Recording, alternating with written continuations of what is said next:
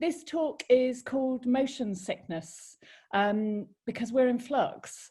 Admittedly, this week feels kinder and more hopeful than last, thankfully.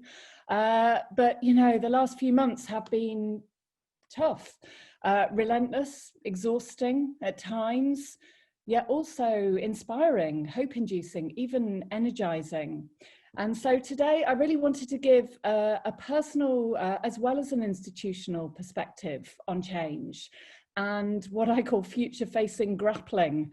That's how it feels. And I really hope some of it resonates. The Maori proverb, Kamua Kamuri, encourages us to walk into the future backwards. So I think that's where we should start. This is the Manchester Art Museum. It opened in Ancoats in 1886. It was created by a pioneering philanthropist called Thomas Horsfall, and it was a social, educational, and civic experiment. It was located close to people's homes, open till 10 at night, so working people could visit. It had a resident poor man's lawyer, a team called the Associates that offered citizens advice to visitors, and a juvenile employment exchange. Nothing's new. And just 4 years later, on the other side of town, Manchester Museum opened its doors for the first time. Here, the taxidermist Harry Brasenose sits above the sperm whale, which still hangs in the museum today. It was part of Owens College at the University of Manchester and was initially presented as an appeal to the civic spirit, scientific curiosity and devotion of the townsfolk of Manchester. And our job today is to reimagine what that means right here, right now. And understanding how our past in all its complexity, not least as a colonial endeavour, shapes our future is critical. And we are undergoing significant transformation, growing by more than a third. This is a new 2-storey extension. It includes an exhibition hall on the ground floor, a South Asia gallery on the first floor, a remodelling of much of the inside of the museum to create a new Chinese culture gallery, a gallery exploring themes of belonging, new spaces for learning and research, a new entrance, shop, endless toilets, multi-faith space, all set to open in August 2022. There's a lot of work to do. So how's this going to work? You know, a business model I've inherited is heavily dependent on large visitor numbers, touring exhibitions, commercial activity, and events. Already, the traditional model for museums was struggling. Now it feels well and truly broken. And it's not just the economic model that feels outmoded in our museums. Manchester Museum used to be called a universal or encyclopedic museum. We have 4.5 million objects from natural sciences to human cultures. And that terminology in itself feels past its sell-by date. But there's existential crisis afoot here too. The inability to fully acknowledge, interrogate, and address the complexities of empire on the one hand, and the limits, I think, of our wholehearted and transparent engagement with the things people really care about on the other, have been laid bare these last few months. So how on earth do we move forwards? How do we proceed? Well, our mission's clear. We're there to build understanding between cultures and a sustainable world. But we need to fully understand and embody the values that shape that work and drive us. And over the past 2 years, as a collective endeavour, we've been really exploring what those values might be. Firstly, a commitment to inclusion. Put simply, we should reflect the communities we serve in all we do and who we are. This image is from last year's iftar at the museum, open to all faiths and none, a partnership with the Muslim chaplain locally. Our civic mission seeks to build a culture of creativity, inclusion, and care. And if we want a deeper sense of emotional and communal engagement, of belonging and ownership, we have to create the conditions that encourage that. Secondly, for us, a commitment to imagination. As Einstein put it, imagination is the highest form of research. That'll do for a university museum. And I never want to lose sight of the joy, awe and wonder our museums hold, and the potential and capacity for new narratives and thinking that they generate. I like to think that only in Manchester could the story of an elephant, Maharaja, who you see here, that refused to get on a train, end up in a train station, stopping hundreds of thousands of commuters in their tracks.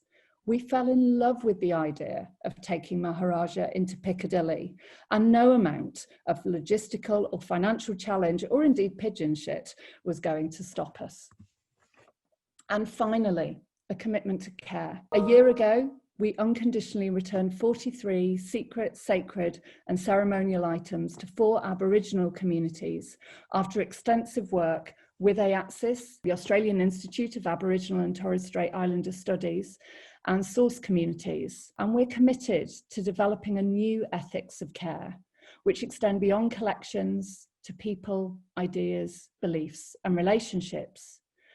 I really think now is the time for us to have the courage of our convictions and break with some of our own traditions. As Mangu Badujari Yana, the traditional owner on the left-hand side in this photo, observed, it's moments like this when we come together as one, united by our desire to do better and to be better, that we start to heal the spiritual hurts and intergenerational trauma that still exist today. The impact of repatriation is profound on the practice, presentation and development of language, culture and tradition for those Aboriginal peoples, but also it will have a significant enriching and enduring impact on Manchester Museum and its people.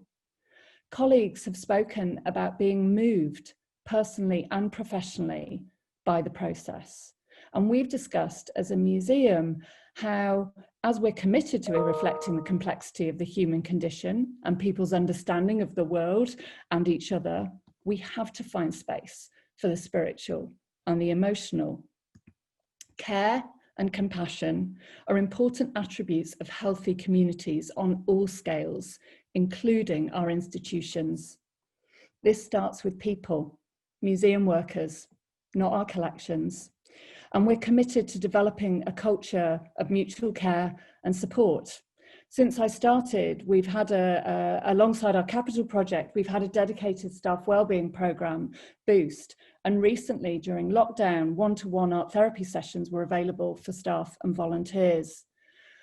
But you know, the sad reality of the last few months has seen over 150 years of cumulative experience and expertise leave Manchester Museum.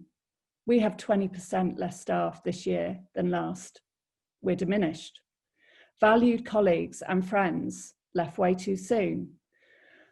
And whilst all left under voluntary measures, none of us would have chosen that. Being as kind and transparent is the only way through this, and it's not over yet.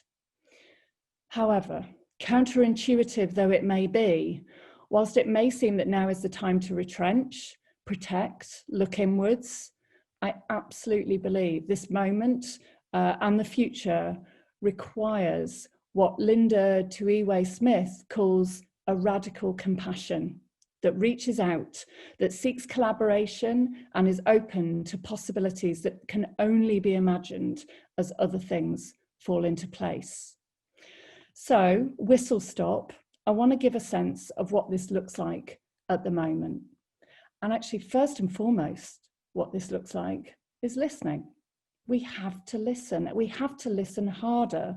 What does your city or your community need now and for the future? So, supporting and working with climate activists and researchers to acknowledge climate grief and build action towards zero carbon Manchester. It definitely looks like this. Co-curation on an epic scale as we build our new South Asia Gallery in partnership with the British Museum and Manchester citizens, bringing diaspora experience and collections together. I'll be honest, colliding with RIBA processes, timescales, design methodologies, and more. as we really try to shift from the linear transactional mode of gallery making to a more relational and enduring model. It means reimagining education for future survival and local need. The entire top floor of the museum is being transformed. It's co-working and co-housing spaces for educational and environmental charities. Actually, at the moment, although the museum is closed to the public, it remains open because it's also a school. We're a proud headquarters of Project Inc., a specialist creative college focused on SEN education for 16 to 25-year-olds. The future is collaborative. It means opening up to new perspectives and people. We've just appointed this new role, a curator of Indigenous perspectives, to lead on our work in this area, developing an indigenizing museums network and focusing on systemic change. It means working across sectors. This is CARDA, England's Creative Ageing Development Agency. At the museum, we lead this work. It's a cross-sector collaboration built on a decade of partnership working. It exists between Greater Manchester Combined Authority Public Health Team, the University of Manchester Centre for Collaborative Research into Ageing, and the Manchester Museums Partnership, Manchester Museum, the Whitworth and Manchester Art Gallery. And we all come together to think about how we tackle ageism and support and challenge the cultural sector to work for and with older people. And it means we've got to think more in public. So this is the New Museum podcast. Every fortnight, we have a new conversation with a different speaker or organisation, sharing our values and mission. The last two conversations have been with the Black Curriculum and Heba Agalwal, who has spoken about who might own Egyptian heritage. The shift to digital transforms what might be possible and what we might make visible. I really hope we can be brave and open up our organisations and processes.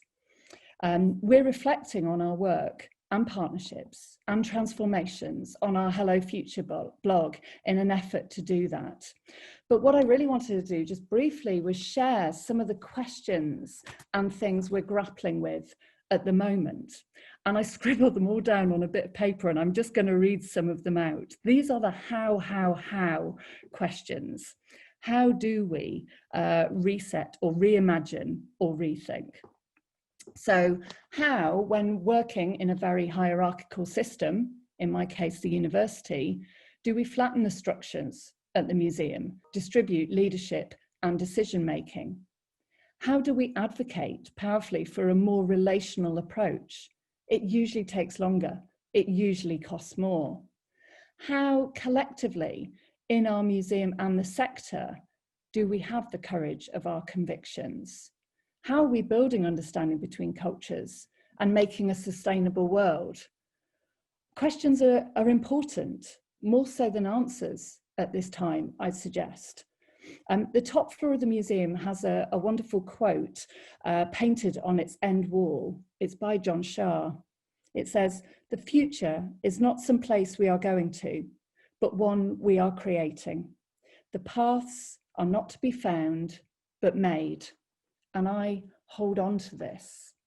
So how is this reset or reimagining or rethinking or actually just evolution of our work sustainable? And how is it financially sustainable? This is one of the things we're really grappling with at the moment. We're not there yet. We have more diverse funding streams than ever that cross sectors and bring in new philanthropists and many others. And we're exploring new economic models, donuts included, that enable us to have an economic model that truly reflects our mission and values. And if you're a fellow traveller and you're exploring this, we'd really love to hear from you. Fundamentally, we're an educational institution. And museums can, of course, make money, but that's not what we're for. We cost money. So we're still grappling and trying to work out how we do this. Back in 2018, when I was interviewed for the role of director, I was asked how, when I left at the end of my tenure, how would I know if I'd been successful? One of those questions. I didn't respond with talk of diversified audiences or on budget accountability or blockbuster shows, though of course we will be on time and on budget, and I very much hope we will do wonderful exhibitions. But instead I said the following, that I will know I've been successful if the museum is more widely and deeply loved, and its staff has said that I created the conditions for them to do their very best work. I think now at this moment that is truer than ever, and it's the collective task ahead.